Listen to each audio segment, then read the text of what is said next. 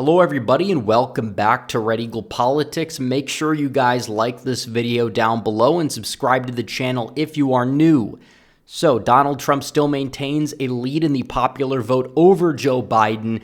We have less than 9 months to go until the election, but as you guys know, this election's not decided by the popular vote. It's decided by certain swing states and the Electoral College. In terms of the electoral vote, you need 270 electoral votes to win a presidential election, and that we know. So I thought in this video we would focus on certain states in the South and the Southwest, what commonly can be referred to as the Sun Belt states, in dictating Donald Trump's pathway to 270 electoral votes. It seems like he's going to win Florida. He's going to win a lot of the traditionally deep red states in the deep South. But we've heard questions about, what about Texas recently? What about Georgia, which has moved left, even though on the swing map I have it tilting in Trump's column, which we'll get to why in a couple of minutes here. And North Carolina, that's a state that's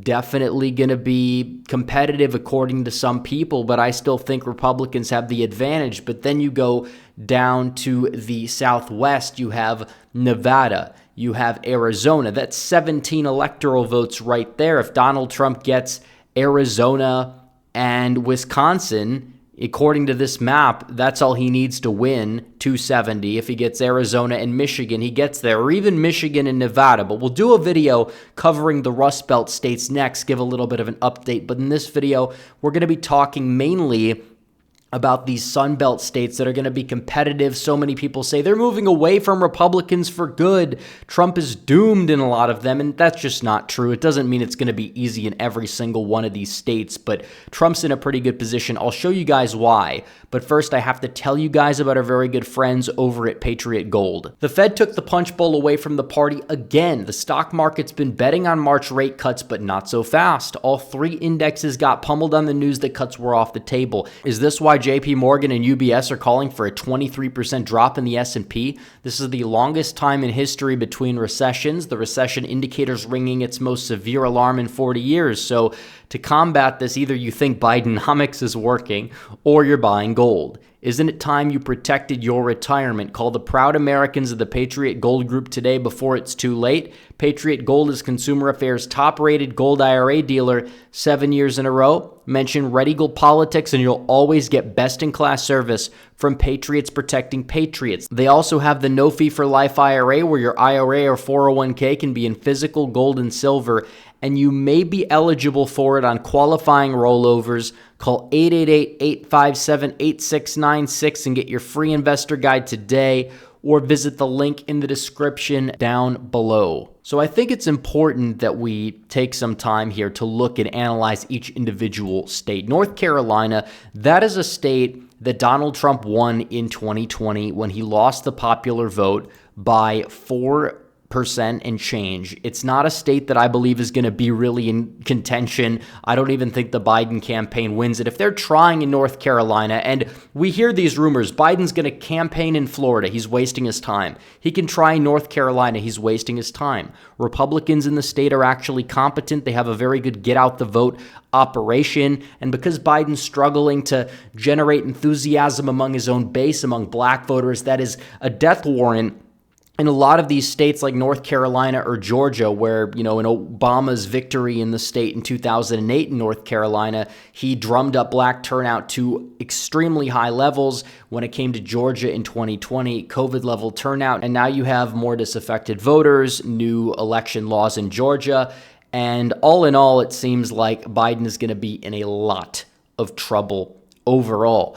And North Carolina is a state that Trump's up in the polls by 7.5%. We've seen other polls that have Trump up by a few points, and we've even seen polls that have him up in the double digits. I think that the answer is probably going to be that Trump takes the state by more than he took it by in 2020. It'll look possibly more like his 2016 victory in North Carolina. But the suburbs of Charlotte are still relatively Republican. They're not trending left off a cliff. You do have certain parts of the state that have been moving left, but they can be offset by, for example, the northeastern part of the state, which has moved vastly to the right, continue to do so in the midterms, and a lot of these shifts here minimal and possibly outside of Asheville. It's just like a dead cat bounce sort of thing. So overall, North Carolina, Donald Trump should be good in, and that we know. That's why it's lean Republican on this map. Now, the state of Georgia is also another very important state, and I have it as lean or tilt red. I don't know what the final margin's going to be at the end of the day, but it's kind of a designation of a swing state that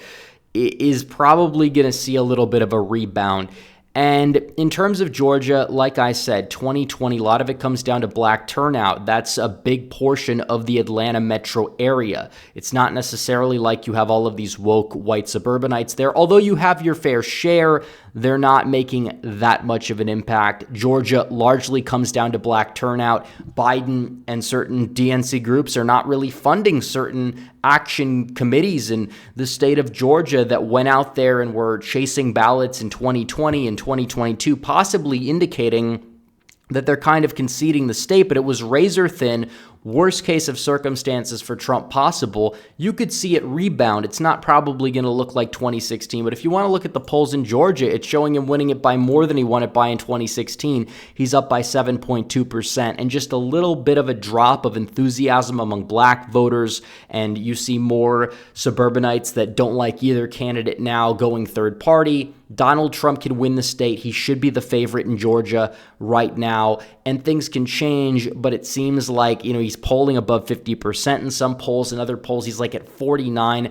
That's never a good sign, especially because polling in Georgia was pretty good in 2022 compared to some other states. So the fact that polling is this good for Donald Trump in the state of Georgia, it's a positive indicator for him, and I think he is going to win the state. Polls are looking good for him. Now, Texas is another state. They don't even have Texas in the battleground. We're going to have to go find Texas on RCP, but it's funny, they released a poll that showed Nikki Haley losing to Biden by 9, but Trump winning the state by 7. He's actually up by 8 points in the aggregate. It looks more like 2016 Texas than 2020 Texas. There's so many people sounding the alarm about Texas. I think the concerns are legitimate in terms of the immigration issue. If you give a mass amnesty to all these people pouring across the border, our country is going to be over. Texas is going to go blue, and at that point, you're not going to win an election ever again unless you massively change the GOP, essentially making it a liberal party, probably in line with the, Conservative Party of Canada, but possibly even more liberal than that. It's insane. But nevertheless, you're looking at the state of Texas, and this is a state that did not trend uniformly to the left. We crunched the numbers here. Texas trended to the left since 2012, and that's compared to the national environment, not just the shift between elections, by nearly 10 points, but still only 1% of that came from 2020. And you saw very high turnout. Democrats could still not get within 600,000 votes of Donald Trump in the state of Texas. They barely won Tarrant County. You might see a reversion there possibly. Depends on the Hispanic trends, depends on transplants, how they're voting in certain metros. We know they vote liberal in Austin, but in Houston and Dallas and some of these other smaller metros, it's a little bit of a different story.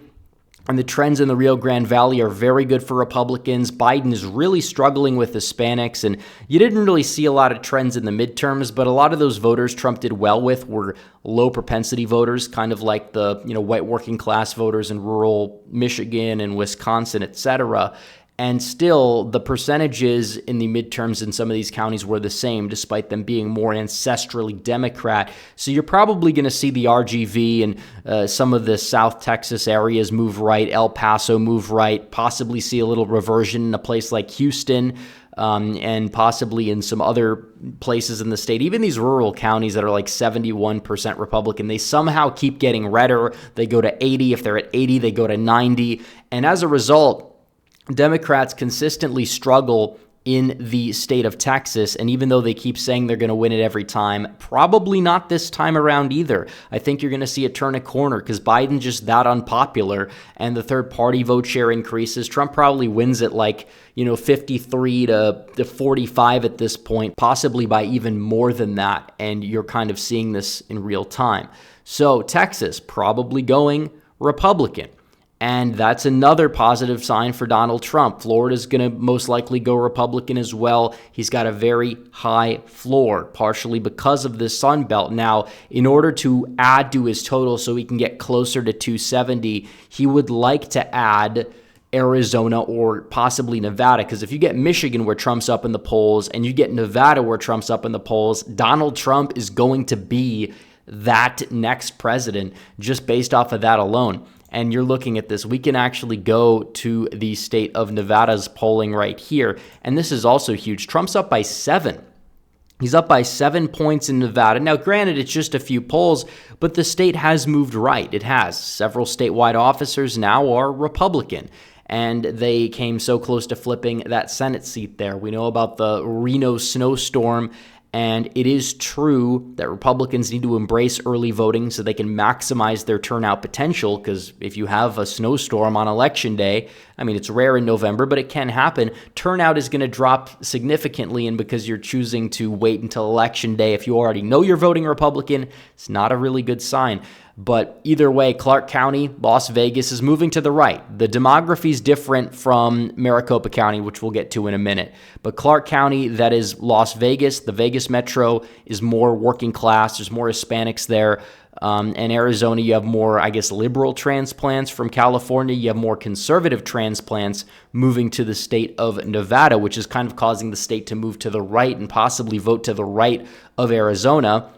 And the Reid machine by the day is kind of just crumbling, and that we know. The Democrat Party of Nevada is not as strong as it was 10 years ago. The Republican Party of Nevada, it's still got ways to go, but it's getting stronger. And Donald Trump, I do believe, is going to win the state, just given trends and given Biden's unpopularity. So looking at Nevada, that would be an absolutely decent prize to have. It's not worth as many electoral votes as other states. For example, if Trump just gets this map in Pennsylvania, he's already there to 270. But yeah, if you get Michigan, you don't get Pennsylvania or Wisconsin, but you get Nevada. It's a weird path, but still, you'd like to have your foot in as many doors as you possibly can regarding these swing states. It's possible if the night goes well enough, you could be talking about a place like Minnesota or New Hampshire. But still, before you talk about those states, you got to lock down 270.